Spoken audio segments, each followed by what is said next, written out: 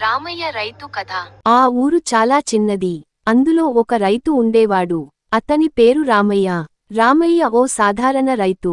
అతనికి తండ్రి నుండి అందిన చిన్నపాటి భూమి మాత్రమే ఉంది. కాని అతను చాలా కష్టపడేవాడు.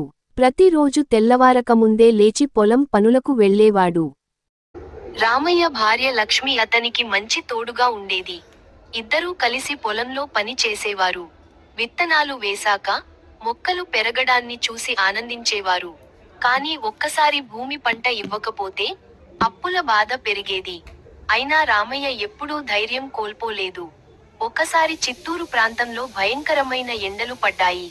నెలల తరబడి వర్షం రాలేదు. పొలాల్లో నీరు ఎండిపోయింది. చెరువులు ఖాళీ అయ్యాయి.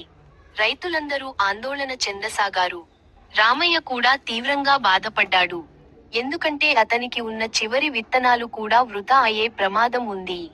అప్పటికే కొంత అప్పు చేసిన రామయ్య ఇంకెంత తెచ్చుకోవాలో తెలియకుండా అయోమయంగా ఉన్నాడు. అప్పుడు అతని భార్య లక్ష్మి ఓ సలహా ఇచ్చింది. మన బావిలో కొంత నీరు ఉంది.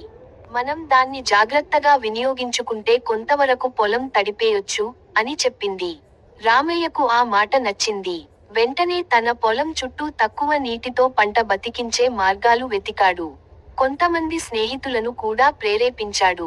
అందరూ కలిసి ఓ కొత్త విధానాన్ని అనుసరించారు. ఈ రామయ్య కథ నచ్చినట్లయితే లైక్, షేర్ అండ్ సబ్స్క్రైబ్.